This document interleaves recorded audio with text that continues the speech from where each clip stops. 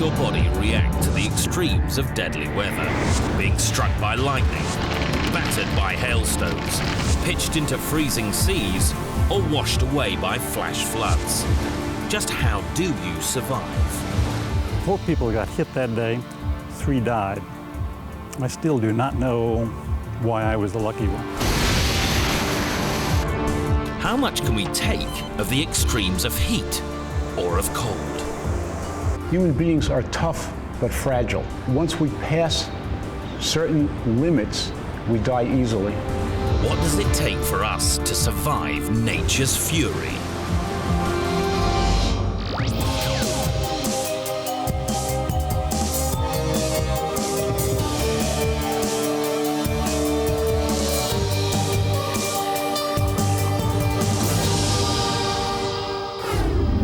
The Earth can be a very dangerous place, and extreme weather can kill us wherever we live. Flash floods wash away communities. Tornadoes trash all in their path. And lightning can kill in an instant. Yet every disaster brings astonishing stories of survival, pushing bodies to the limit to discover how human beings do survive when face to face with nature's fury. Extreme sports show host Louise Brady volunteers for grueling body shock demonstrations to show how our bodies protect us from the forces of nature. 850 kilovolts of simulated lightning zap her car. Extreme survival expert Dr. Kenneth Kamler guides us throughout the program. People die in extreme weather conditions because the outside environment becomes too much for the body to handle. Dr. Kamler has studied how human beings survive the very worst the environment can throw at them. We do have natural defense mechanisms which protect us from the outside environment, but these can be overwhelmed by extreme weather. Extreme weather such as severe thunderstorms and lightning. One of the things against which we have no natural defense mechanisms. It can strike any time, anywhere. 20th of August 1985, Memorial Park, Houston, Texas. Oceanographer Dana Larson jogs through the park in this typical summer afternoon. Storms brew in the distance, but Larson thinks little of it. Suddenly, victim of a terrifying and random act of fate, he crashes to the ground. Like several others that day, he has been struck by a bolt of lightning.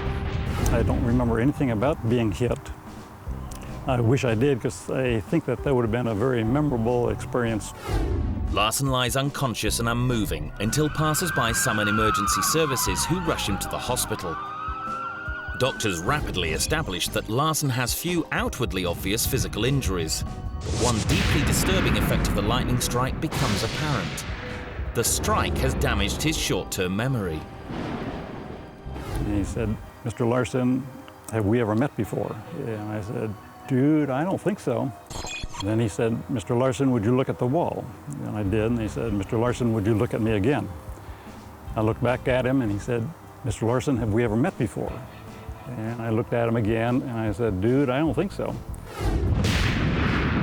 Larson is one of the roughly 300 people injured by lightning every year in the US.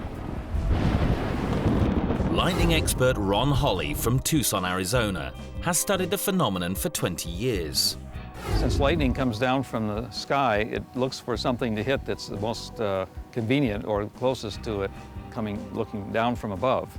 And when something is tall, that's the first thing that's going to be struck. It doesn't hit the ground if there's something tall around. If there's nothing in terms of a tree or another object nearby, then it will hit a person who's standing in the open. Holley's research shows that if you're standing outside in a lightning storm, then you're in serious danger. There really is nowhere safe outside from lightning. A lot of myths are held with regard to what you're holding or carrying or wearing. It doesn't matter. If you're the tallest object, especially if you're in the open, you are the object that the lightning will come down and reach. Strangely, many victims are not struck from above. I think about half of all lightning deaths and injuries occurred to people where the current comes up from the ground. It comes up through the feet. That's why it's very common to hear of people having their shoes blown off or they're thrown off their feet. For Larsen, the lightning strike has other horrific effects. He suffers nerve damage and experiences headaches that drive him to despair. The headache would come. I thought seriously about committing suicide. Gradually they went away. If they had not gone away, I would have committed suicide. Now the headaches have gone, Larsen considers himself fortunate. In the United States alone, an average of 60 people die each year as a result of lightning strikes. I felt very lucky in that 4 people got hit that day, 3 died. I still do not know why I was the lucky one. But despite his recovery, Larsen has developed a dangerous obsession. He feels compelled to go out to watch any storm within reach. Fascinated by it. It's so beautiful, so powerful. I still would like to be close to lightning. It's so beautiful. The deadly danger and utter unpredictability of lightning strikes makes them tough to study. But scientists at a research facility in Germany are overcoming that problem. They have made a machine that creates artificial lightning. Even better, their test thunderbolts will strike exactly when and where they want.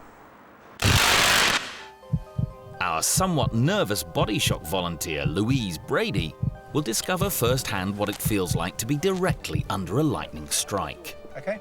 Yep. Right. It's clearly too dangerous to zap an exposed human being with artificial lightning, so she sits in a car. The scientists create a charge of 850 kilovolts using a series of giant transformers. That's enough power to arc from the generator to the car roof. It's also important that Louise sits on her hands. She's warned that touching anything connected to the metal body could divert the electric charge onto her, with potentially catastrophic results. I've been told I won't feel a thing.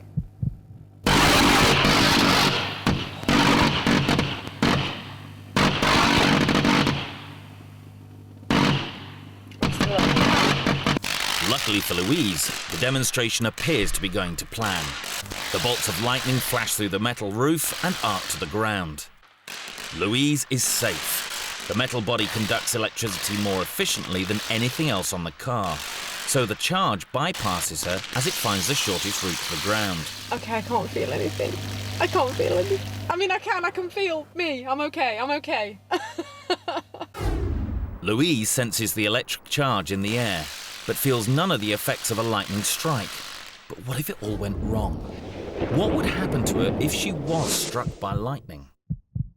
As lightning strikes a person, it seeks out the most efficient conductor through the body. That's the central nervous system, a pathway ready designed for conducting electrical nerve signals. The human body is an almost unimaginable collection of chemical reactions and electrical circuits.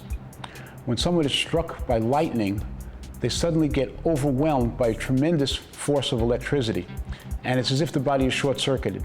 All these systems go haywire. If the charge passes through the body without affecting the major organs, then the person has a good chance of surviving. But the effects can be deadly if it hits the heart. The shock can throw a heart out of its normal rhythm, so it can't pump blood around the body. It might even stop completely. In both cases, the victim faces death. Most victims of lightning are struck in the open air, but where lightning is concerned, there are no rules to guarantee that you're safe. 4th of September 2001, Cordell, Oklahoma. 15-year-old Justin Norris works his shift in a fast food restaurant. Outside, a thunderstorm brews. Since he's working inside, Norris doesn't think anything of it and touches the intercom at the drive-through counter. At the instant, lightning strikes. And I had reached up to turn up the volume knob with my right hand, and lightning hit the menu board outside. Wasn't grounded right, and it surged through the wires into me and dropped me on the spot. An immense electrical charge hurls Justin to the ground.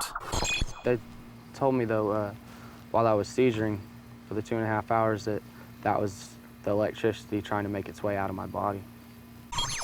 There was at least 8 to 10 hours that was unaccounted for that I don't remember anything about. Norris survives, but with damage to his brain's frontal lobe, a region of the brain believed to be involved with memory. It's left a lot of memory loss, short term. I had to learn my left and my right again. Had a hard time remembering names, faces, phone numbers. Very fatigued, very tired all the time. Could have easily taken my life other than gave it back, you know? And I mean, you just don't take everything for granted. Live each day to the fullest. Norris now avoids lightning at all costs. You know, if a lightning storm comes up, then I'm pretty much going to be indoors and away from everything electronically, you know. Both Norris and Larsen had their lives changed in an instant, but some weather extremes take hours, even days, to kill or injure you. One of the most deadly extremes is heat.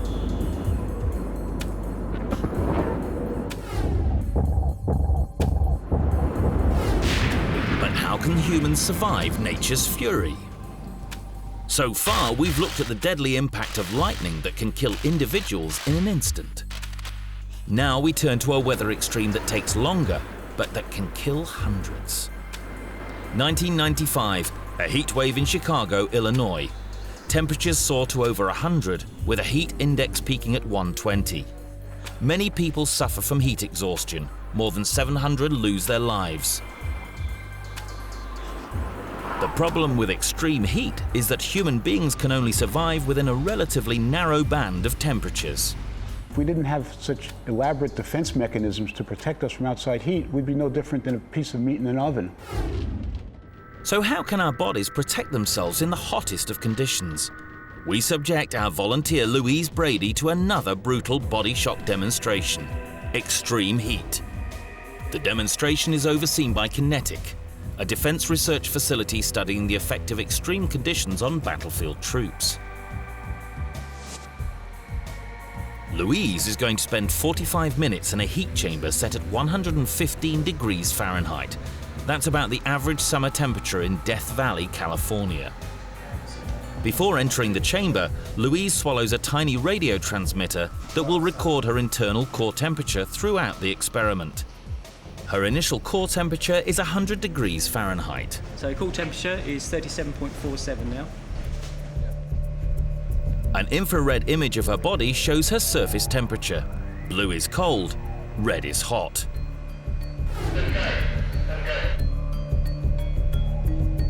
Louise walks on a treadmill to simulate walking through the desert. Even though she is a fit and active young woman, she finds the 115 degrees heat hard to cope with. For Louise to survive in extreme heat, she needs to keep her internal organs such as her heart, liver and brain cool, so they can continue to work efficiently. To do this, her body activates a series of cooling mechanisms. It increases blood flow to the surface, carrying more heat away from the core to the skin. That heat is lost by radiation and convection to the air, in much the same way a car radiator dissipates heat from the car engine. This system is very efficient, until the outside temperature gets too high. If the outside temperature is higher than your body temperature, then you won't lose heat at all. In fact, you'll gain heat. So in those situations, the body resorts to its backup mechanism to relieve excess heat.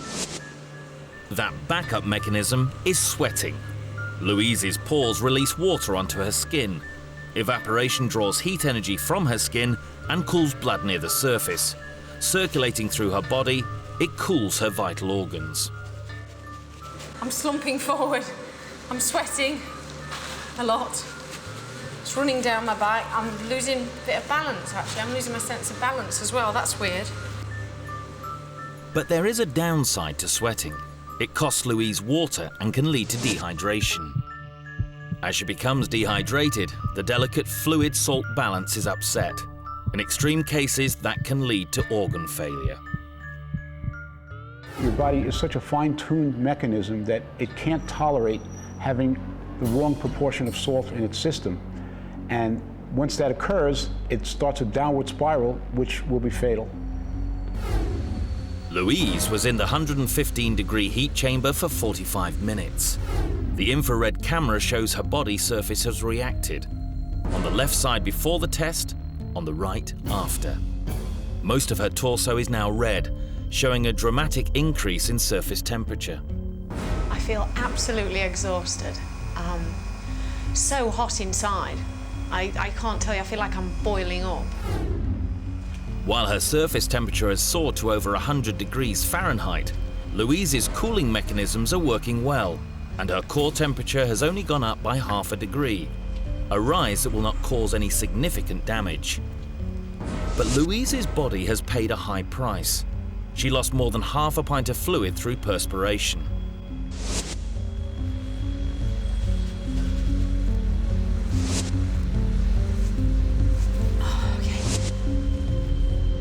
Herein lies the most significant factor in whether or not we can survive extreme heat.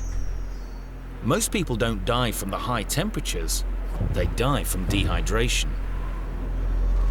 Walter Birkby, a forensic anthropologist from Arizona, explains that if Louise had been stuck outside in such high temperatures, without water she could have died. When you start losing water, you begin to dehydrate.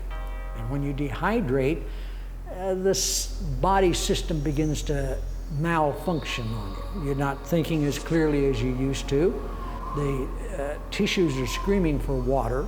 The heart pumps harder. Things just go to pot. As people get hotter, they do anything to cool down. You start taking off your clothing. Dumb thing to do, because that just increases the dehydration.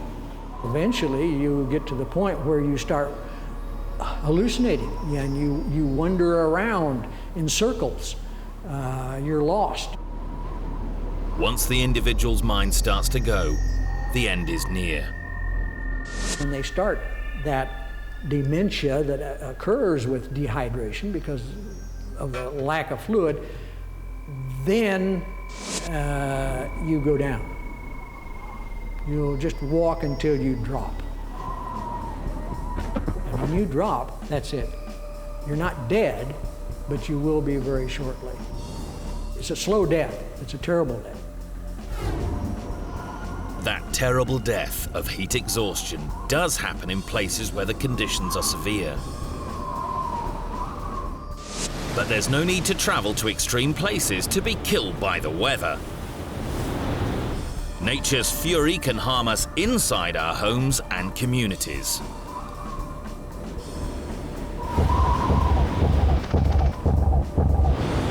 Looking at ways of surviving nature's fury, we can see how individuals die from lightning strikes and the terrors of dehydration death from extreme heat in the deserts of the world. Yet there is one weather phenomenon that brings death and destruction to our own homes: the tornado. Tornadoes can strike in the middle of a hot summer's day with little or no warning, but with catastrophic results. Generating winds of up to around 300 miles an hour, they can transform almost anything into an instrument of death. Appearing within seconds, catching people and communities utterly unawares, bringing almost unimaginable devastation. And that is just what happened when a tornado smashed its way through Oklahoma on a spring day in May 1999. There really is no home straight down there. It's just debris from the neighborhood before. Hundreds and hundreds of homes are completely gone. Hundreds of yards wide, a tornado races north through Oklahoma, smashing into the tiny community of Bridge Creek. Baptist minister Tom Duckett fearfully watches the storm as it hits. It was the most powerful wind movement I've ever seen. It was the widest path of anything that I've ever watched or been close to. It just was huge. It blotted out the sky. It moved the earth that you were standing on. It rumbled as tornadoes do. It screamed. The 300-mile-an-hour winds pick up massive pieces of debris. Some of those things were 40 and 50 foot long. It was sides of houses. It was trailers. And I knew by the time I'd been that close to the storm, even though my family was packed away, that if it got to us, there was nothing in the world I could do. It was monstrous. At this point, you can see the tornadoes going almost due north. On the ground, creating total destruction at least 5 blocks wide. Much of the damage during a tornado is caused by debris snatched up by the wind and hurled at sometimes hundreds of miles an hour. To assess what damage such missiles can cause, we return to the Defense Research Facility Kinetic to meet Dr. Roger White. A giant compressed gas gun demonstrates how tornado-strength winds can turn any object into a dangerous projectile. Just to prove how dangerous any object can be at F5 tornado speeds, we're going to launch this jelly bean down the gun barrel at a sheet of perspex. The polystyrene keeps it concentric in the barrel and allows accurate speed measurement. The jelly bean fires at close to 300 miles an hour, straight into a plate of perspex 1/10 of an inch thick. The jelly bean is soft, and yet the perspex is instantly shattered because the jelly bean's 289 miles per hour impact speed. It's easy to imagine how devastating a strike at that speed could be on the flesh and blood of a human being. Tornadoes kill or injure scores of people in the average year. Yet there is another weather phenomenon that takes a far higher toll: flash flooding. Flash floods are usually caused by sudden torrential rain, causing rivers to burst their banks. And that's exactly what happened in Boscastle, England. The tiny village is popular with tourists, captivated by its normal peaceful surroundings. Peace that is shattered by hours of torrential rain in the midsummer of 2004. Among the many motorists visiting the village that day are Richard and Rachel Strauss. This is one vacation they'll never forget. When they return to their car, they find the street where they've parked is rapidly becoming a river. I don't think anybody realised quite how serious it was at that point. It was obvious the river had burst its banks, but I guess nobody thought anything else was going to happen. Usually little more than a gentle flow, the River Valency now pours millions of gallons of water over its riverbanks. It races through the village, trapping unsuspecting motorists and passengers in their cars. Seeing the speed at which the water was rising, it struck me that something serious was about to happen. And there was this woman with, her head was out of the sunroof of the car, and she was screaming for help. Within minutes, the floods get deeper and deeper with growing strength. Soon they're sweeping away anything in their path. All I could see was water rising. I could hear people screaming, and eventually I saw cars starting to move as well. With astonishing bravery, Richard leaves his partner and wades into the swirling waters to try and pull the terrified tourist from her car. By now, the water threatens to wash both Richard and the car away, with the driver still trapped inside. I stayed with this other woman who was the driver of the car. And she was, I can only describe as frozen in shock. She was pale, she didn't want to move. And I just said, we need to go now. By now, 20 minutes have gone by. Rachel is sick with worry that Richard has been swept away. And that was the point at which I wanted him back. And that was the moment when, just for that split second, I wondered if I'd see him, because I didn't know where he was, and I didn't know what he was doing. Finally, Richard manages to pull the woman trapped in the car to safety. By now, the main street of the village is virtually unrecognizable as a road. It turns into a swirling torrent, sweeping millions of gallons of water to the sea. Military rescue helicopters arrive on the scene. The flood causes millions of pounds of damage and reduces the once picturesque village to a sea of stinking mud and debris. Yet amazingly, no lives are lost. For the Strausses, a return to the village stirs traumatic memories. It's one thing to watch it on the television, it's quite another thing to actually come back. the Boscastle disaster shows the power of flash floods. Faced by such power, how long could somebody resist being swept away? To find out, we take our fearless guinea pig Louise Brady to a canoe run in Nottingham, England.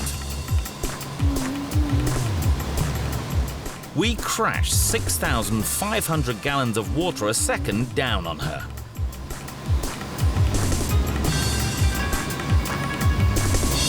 Before facing the flood, survival expert Chris Ball gives Louise advice that should save her from drowning. So we've got the line suspended across. The water at the moment is reasonably shallow. We'll turn the gate on. And then you need to hold onto the pole. And the first thing you should feel go is your legs from underneath you. So the water's going to come gushing in my face? Yeah. As soon as the water comes gushing into your face, you've only got so long to hold onto the pole because otherwise you can't breathe. The little technique is to actually rotate around and then hold the pole behind you. You get a flow of water going past your face and you end up with a big air pocket. The demonstration is dangerous. Louise must wear a crash helmet and life jacket. There is a lifeguard on the bank with a rope and another in a kayak further down the course in case she is knocked unconscious and washed away. At first, the water runs at little more than a trickle, but the current soon gets stronger and starts to buffet her around. Within minutes, water smashes so hard into Louise's legs that she can no longer stay on her feet. If she doesn't adopt the safety position soon, she could drown. Louise struggles to hold on, but the effort of fighting the water is making her arms ache unbearably. Finally, the force of water is just too much for her tired limbs.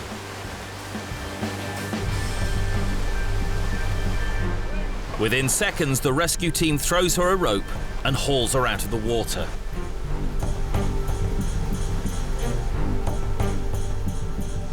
That was absolutely unbelievable. You know what? The water has so much force, it's incredible. And your legs are almost taken from underneath you. And I held on for as long as I could, but because of the coldness of the water, and then just the sheer force, it just takes you. There was no getting away from it. I couldn't hold on any longer. This demonstration shows that humans can offer little resistance against the overwhelming power of a flash flood. Louise was safe in this controlled situation. Caught in a real flash flood, there would be no one to pull her to safety. And that's without the added risk of hitting submerged debris or being sucked under by the swirling water. Close to rivers, flash floods are potentially a deadly danger. But no less dangerous is another weather extreme. The dangers brought by extreme cold.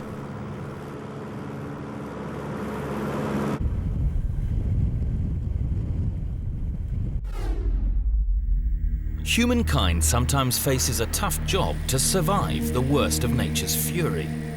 The problem is that we are only truly comfortable within a relatively small temperature range. What some would see as a human design fault is inherited from our earliest ancestors. Human beings developed on the African plains where the temperature is about 82 degrees.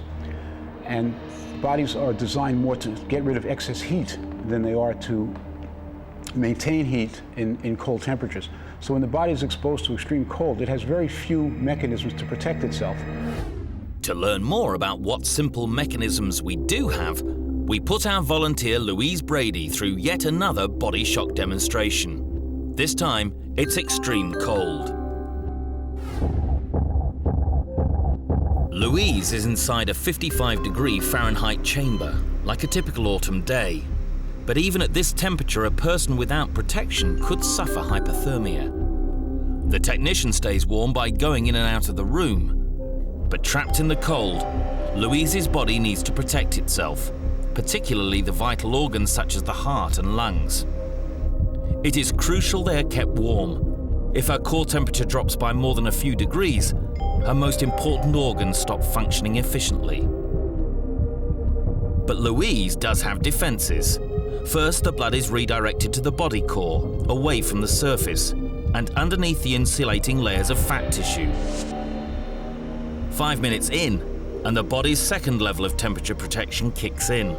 Louise shivers. The rapid vibration of her muscles creates heat, warming the blood which transfers that heat to other parts of the body. Her body defenses may be protecting her organs, but Louise isn't feeling any better. I'm feeling colder and colder. Finger ends extremely cold and getting a little bit stiff. Almost feeling a little bit numb there on the ends of my fingers. But I feel as though the cold's working its way down to my legs and right through to my toes. Louise's body has yet another mechanism to keep warm: goosebumps, forcing her body hair to stand up on end. The idea is that the hair traps a layer of insulating air next to our skin. But because, like most humans, Louise hasn't much body hair, the effect is minimal. So the body doesn't have very good mechanisms to protect itself against cold. And what will happen is that the body temperature will start to drop. Once that happens, the chemical reactions that run our bodies start to run amok because the temperature is off and the speed of the reactions is off. And then the whole body just starts to go haywire. Conditions fall apart, and that's when people start to die. 15 minutes in, we warned her it's going to get worse, much worse. It's time now to introduce the wind chill factor, and I'm told it's going to be really cold. The wind machine blows a 22-mile-per-hour wind directly on Louise. That's calculated to produce a wind chill factor of 16 degrees. So while the actual temperature in the chamber is still 55, the cooling effect that Louise feels is equivalent to a mere 39 degrees. Caught in the wind flow, Louise feels the effects almost instantaneously. In fact, her ability to survive extreme cold is greatly influenced by the wind levels we encounter. Wind is a far more deadly killer than cold. We can tolerate very, very low temperatures if there's no wind, because when the body is generating heat, that heat can rest on the surface quite a bit longer if there's no wind blowing it away. Oh, that was so cold. Infrared images show that Louise's extremities are significantly colder than when she entered the chamber. Before is on the left, after on the right. My body's gone quite tense. The wind was so cold, it was making my eyes run, and my teeth started chattering, and I felt like all the hairs on my body were standing on end. Very cold. Louise's core temperature has dropped about a quarter of a degree, but her skin temperature has dropped over 10 degrees. That is not life-threatening, and once in the warm, it will quickly return to normal. However, if Louise was outside with no protection, she would slowly succumb to hypothermia. If her core temperature were to drop below 92 degrees, she could die. Extreme cold can kill as easily as extreme heat, which in Dr. Kamler's opinion is the worst way to die. If you're going to die from extreme heat or extreme cold, it might be better to die from extreme cold, since as your body temperature drops, your brain functions slow down and you become less aware of your environment, and people even report having a warm feeling at that point, and maybe that's a more comfortable way to go. Extreme cold can be a slow death, but other extreme weather brings destruction in an instant. Hail.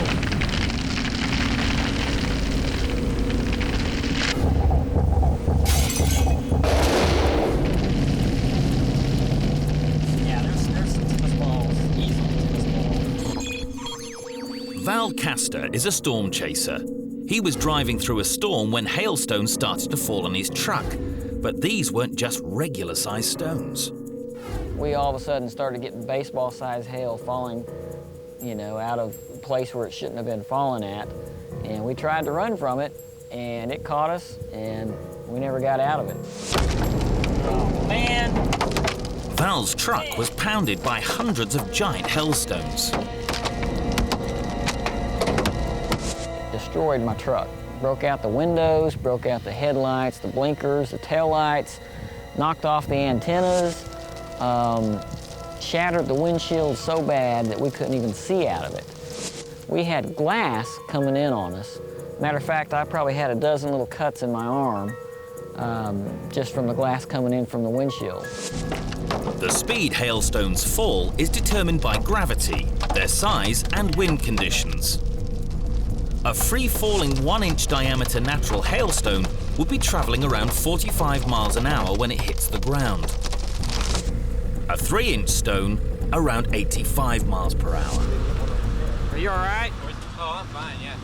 Got some few bruises? Yeah. Ouch. What size was it? I don't know.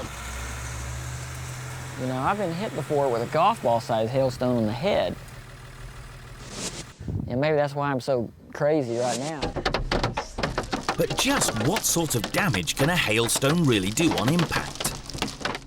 We went back to Dr. Roger White at Kinetic. As part of his research, he studies the impact of ice on jet engines. To do this, he fires ice bullets of different sizes from his compressed gas gun.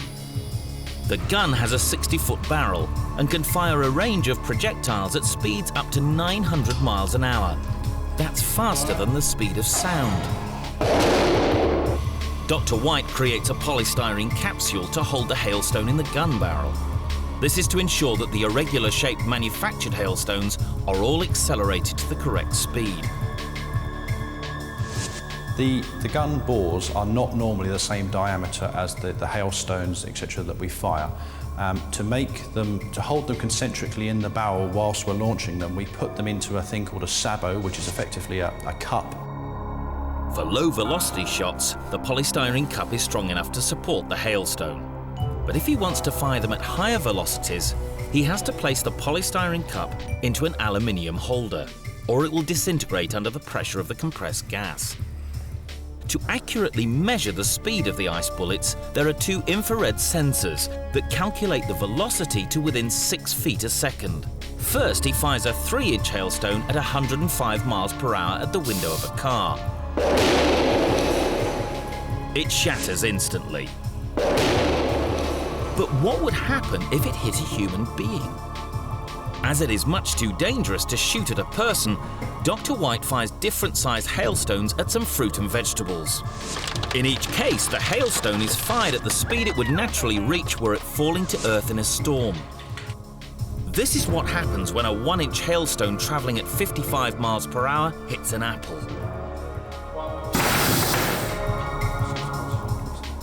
And a sheet of perspex, and a 3-inch stone hitting a pumpkin, and a life-size human fiberglass dummy.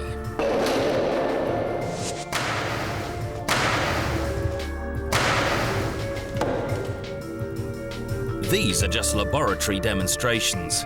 Had the 3-inch hailstones hit a person, he or she could have been killed. Storms that spawn hailstones can be dangerous on land. At sea, those same storms can be deadly. One man who faced nature's fury and survived is round-the-world yachtsman Tony Bullimore. It's January 1997. Bullimore is taking part in the Vendée Globe single-handed round-the-world yacht race. Between Australia and Antarctica, the ultimate disaster strikes. Bullimore's boat is hit by a massive storm and gale-force winds. I noticed the very black sliver coming over the horizon from the south, which in fact was a massive weather front that was going to come down on me. Then all of a sudden there was an almighty crack. The boat instantly, within a couple of seconds, had capsized. Bullimore is still inside his craft, now wallowing upside down and buffeted by giant waves. And then the water came in like the Niagara Falls upside down, and within a couple of minutes the boat was completely full of water other than an air pocket which was probably about 18 inches. Now I'm standing in the water and my body is starting to get numb, and I realised that I had to put my survival suit on quickly, otherwise I'd have a massive problem of hypothermia and frostbite and big problems. Bullimore manages to put on his state-of-the-art immersion suit, designed to maintain his core body temperature. Without it, he has no chance of survival. Water temperature is probably 40 degrees. That's about the temperature of the North Atlantic in January.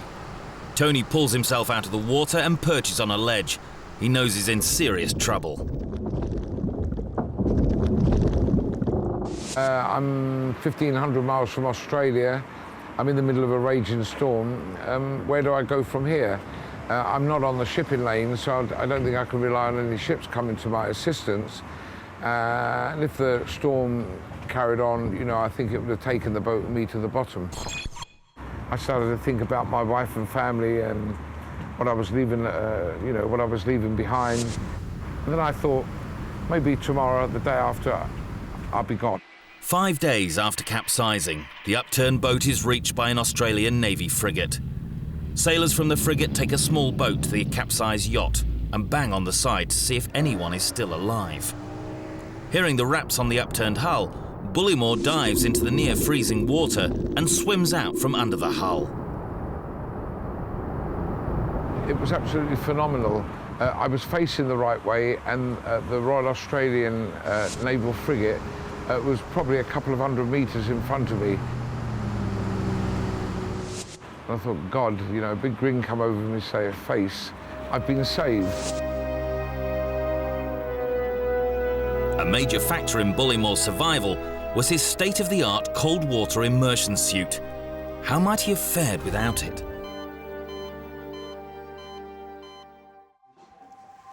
To learn what happens to our bodies when we are plunged unprotected into icy water, volunteer Louise Brady faces the last of our body shock demonstrations: extreme cold water. Before going in, her dexterity and strength are tested to see how the cold water will affect her ability to do simple tasks. We're going to look at your muscle strength, both before and after you've been in the chambers. And to do this, we're using this hand grip dynamometer. Okay, and stop there. Lovely. 38.3 kilograms. To test her nimbleness, she must do a simple dexterity test called the O'Connor test. It will test her fine motor skills, the sort of tasks that could save her life in an emergency. She records an excellent time of 1 minute and 8 seconds. To ensure Louise's safety, she wears a life jacket and her temperature is monitored at all times. The water is set at 55 degrees Fahrenheit. That's the October temperature of the sea in the North Atlantic. It's also the same temperature as the air in the cold chamber, but the effects are very different. Immediately as Louise enters the water, she goes into shock. The effect of the sudden cold water against her body sets off a reflex action of gasping for breath. Extremely cold, almost taking my breath away. But this reflex action can have a catastrophic effect, as the gasping for air can cause people to swallow water and even drown. The body has a natural instinct to take in oxygen when it finds itself in a survival situation. People who suddenly and unexpectedly find themselves immersed in water run a very high risk of drowning. But yet opening your mouth underwater is the last thing you want to do. If you're able to control that instinct and not take a breath, you then have to sort of fight your way out of the water.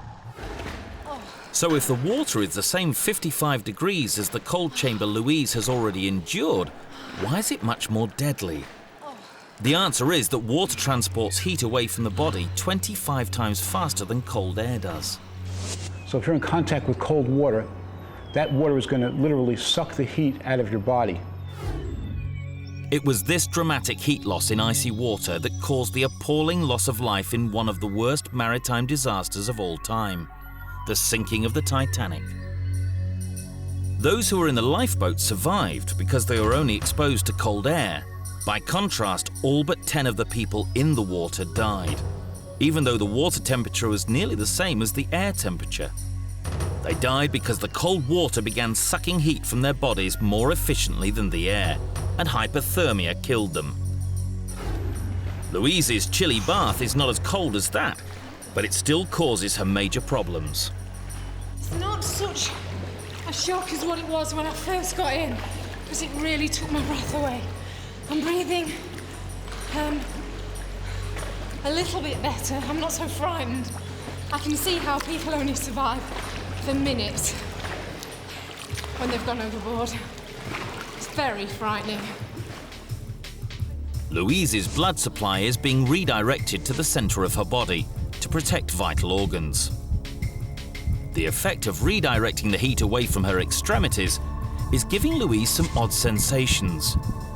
Even though she is cooling down, her brain tricks her into thinking the opposite. I don't know, I feel very strange now. I almost feel like I'm tingling, as if I'm warming up in a funny kind of way. As less blood flows into her limbs, they begin to go numb.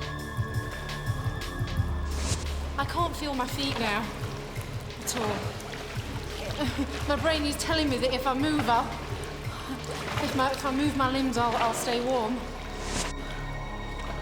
But that is the worst thing she can do. The exertion would force vital heat into her limbs, allowing it to be sucked out into the water as her arms and legs act like radiators. So far from keeping her warm, swimming around would actually make Louise colder. My teeth are really starting to chatter, and my body's going quite tense. And my hands and wrists are numb, and my feet and my ankles are really numb. My core's gone really quite tense and stiff. Part of my body is wanting to close down. After just 20 minutes in the water, her core temperature has dropped nearly a degree to 98.8. I don't really want to talk or do anything much, really, apart from get warm. The rate of heat loss varies widely from person to person, but if Louise's core cooled below 82 degrees, then she could become unconscious. Below 78 degrees, she could die. Amazingly, because blood from her extremities is still very cold, Louise's core body temperature continues to drop, even though she is out of the water. I think I'm feeling worse now than what I did when I was in there. I'm really cold and really numb, and I feel really stiff everywhere. I can't really feel my feet and the bottom half of my legs very much. A retake of the strength and dexterity tests is revealing. Her strength has dropped by 1/3, and Louise almost takes twice as long to fit in all the pegs. This is because the cold has slowed down chemical reactions in her brain and muscles. Her brain is working less efficiently, and her muscles won't allow her to control the finer motor movements of her hands. Had she been at sea, she may not have been able to open a life raft or fire a flare, perhaps the difference between life and death. Once in a warm bath, Louise's temperature starts to rise. I've never ever felt as cold as that, ever. I can easily see now when people get that cold how they just don't want to move, they don't want to think, and they can't see an end to being that cold. They just give up the will to live. Oh. Louise was only in the cold water for 20 minutes. At sea, she could have died within hours. We've seen nature's fury in the roar, the extraordinary destructive power of tornado winds, how hard it is to survive a flash flood or a lightning strike. What happens to our bodies when we are subjected to extreme heat, cold, and cold water? But the question still remains, why ultimately do some people survive? We are all roughly the same when it comes to physiology. So what is it about some individuals that keeps them alive? The answer in many cases comes down to the most fragile part of our body, our brain. Humankind uses intellect and ingenuity to develop ways of surviving most extreme weather. We build shelters, create survival aids, and make protective clothing. We develop technologies to warn us of impending deadly weather. But what about those who are caught in potentially lethal weather? How do they survive against the odds? It turns out that many are sustained by another important attribute of our brains, our willpower. The mental aspect of survival is really critical. The people who are successful at surviving extreme conditions are the ones who generally have a larger goal in mind. Almost all survivors will tell you that they did have some higher reason to survive. They're trying to save themselves for the sake of their family, for religion, for duty, for honor, for some greater purpose. So the bottom line is, the greater your willpower, the greater your desire to live, the greater your chances of surviving nature's fury.